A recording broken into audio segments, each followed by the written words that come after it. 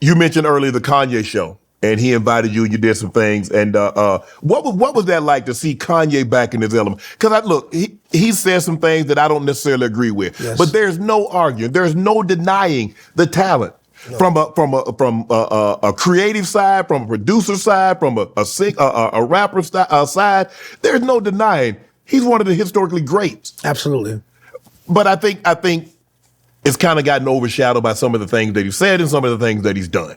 And Marcus Aurelius in his when he was praising Julius Caesar, when he was burying Julius Caesar, he said, the good gets buried and the evil, the bad gets to live on. And I think with Kanye, even though how great he is, even the bad things that he said has outweighed, overshadowed the good that he's done. Which is unfortunate. Very.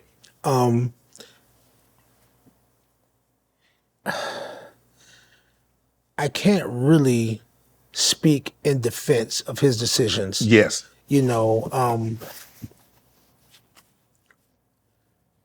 I would like to think now he's remorseful. Mm-hmm. Because obviously the universe is still showing him favor.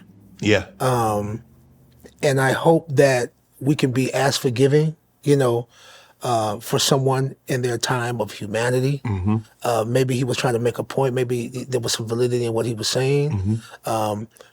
We can all agree to disagree. Yes. And there are things that, that are meant to be politically correct or just not spoken about at all. Correct. But a political correctness is not the whole truth, but the whole truth ain't nobody's business. Keep your personal opinions to yourself. Yeah. You know what I mean? And just entertain. Because at the end of the day, 50 said something very interesting. He said, no matter what opinion you have, somebody's going to be absolutely 1,000% opposed to it. Absolutely. You're never going to find something you say or something you do that's going to make everybody happy. So just understand, once you say it, you're going to offend or upset someone. Internally, it's your opinion. Yeah. Once it's publicized, it's your politics. You know what I'm saying? You're right, yes. That's your politics. That's your policy. I saw Dave Chappelle was at the show. Yeah. He was with the homeboy of mine, Ray. Okay. From the Stereotypes. What's up, Ray? He sent that clip to me. I said, "Oh man, you was in there with Dave." I said, "That's cool." So I posted the clip right. from his vantage point. Right. But yeah, I didn't know who was in there, man. I didn't even know I was going, man. He called me at the spur of the moment, and again, I tell you how the song came about. He reached out to me early last year, around this time last year, and asked me could I or would I be interested to work with him? Like, of course. Yeah. You know what I mean? And I actually put a post up on my Instagram prior to that, and I was like, "Yo, yay! I want to help you out, man. Like, if you ever need anything from me, man, I want to be at your service." So anyway, he called me out. I go to Japan. Me and my son, Lake, we go out there, and he didn't show up. Boy, that ain't the most Kanye thing ever. Come on, I know that man didn't get you to go way to Japan. I was so mad. Hold on, CeeLo. I know this man didn't have you and your son get on a plane, go way to Japan. Well, in his defense, he called me and said, "Yo, my wife has gotten sick or something." This was around Grammy time of 2025. My wife got sick out here. She got sick when you landed in Japan or before? Before. So we bumped into each other because we were all in LA at the Grammys. Yes. You know what I'm saying? So we saw each other. He said, "I'm going to see you later." All right. So we leave there going to Japan, and we get out there. I think we were out there a day or so. Yeah. And I'm thinking he going to pull up. He's like, "Yo, man, I'm not going to be able to make it, man. The wife got sick of this, that, and the third, man. I apologize, man." And at first I was just kind of like at a loss for words. I didn't really know what to say because I'm like, what do I do? And I mean, we was going to be out there for the week. And I'll admit to you, I got upset. Yeah, I can imagine. I definitely got upset. I called the wife. I said, "Man, what should I do? What should I do?" And she said, "Listen, just take it as an opportunity, you know what I mean, to see the culture. to see the culture. You've never gone to Japan and traveled abroad with your son. Right. Just domestically, use it as a paid vacation. Go see the culture. And then also, let's not forget, you have full access to the studio. So with that being said, I was like, you know what? I'll do that. Okay. And then, you know, how he works is he had a list of things that he was kind of looking to do. Yeah. So I probably did something to every song on the album. So it would be like, okay, this needs a hook right here, or this needs a lyric change, or I want to add 2 bars right here, but I don't really know if you got 2 bars you can fill in for that to complete that thought. Right. You know, just try something. So it's all kind of little, you know, paperclip stuff of what he wanted to see done. So what I did was I did everything. I did everything he asked me. I was a consummate professional, and then some. I did some shit he didn't ask me to do. Yeah. You know, and then other than that, we just kicked it, ate some good food and Right. massages and what's that stuff we was drinking? Matcha. You know what I'm saying? Sushi all day. I can't eat no sushi no more, but we had fun. Yeah. And then you never know how things work out.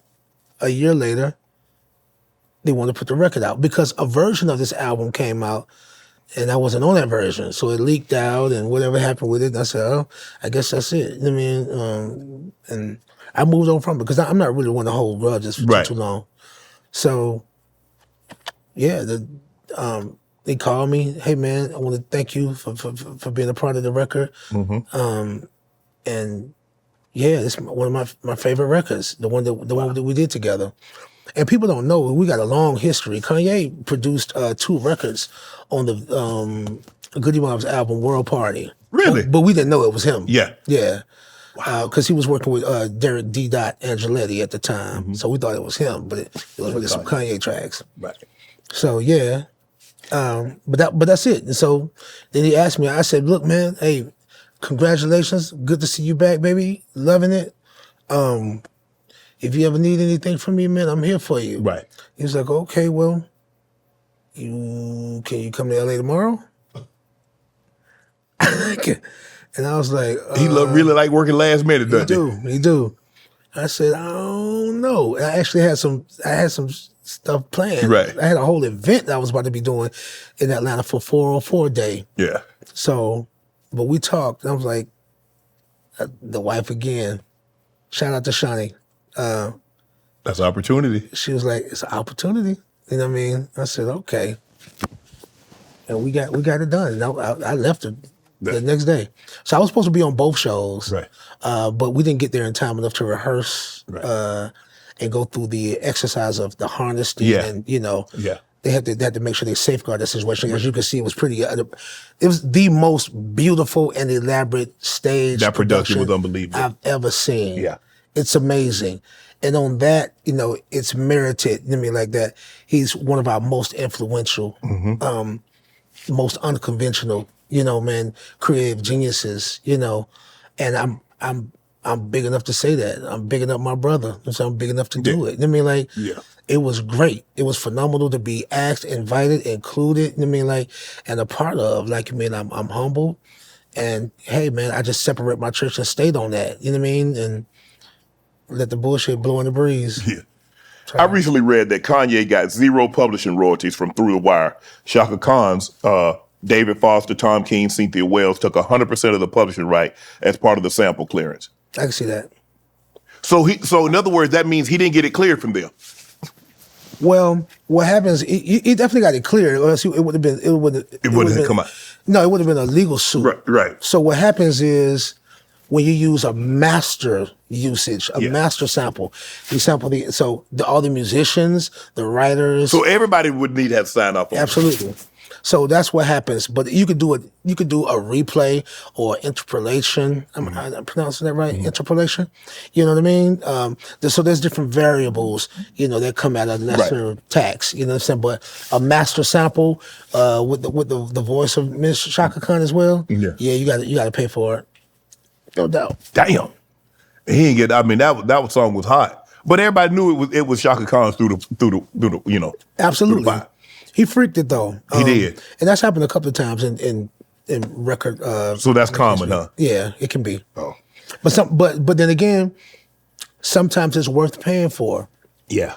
You know, a replay or something like that, it might not have the same spirit. Right. You know what I mean? He did it justice. Yeah. Want to join Club Shay Shay? Become an official member by hitting that subscribe button, where you never know who's going to be joining us for drinks and conversation.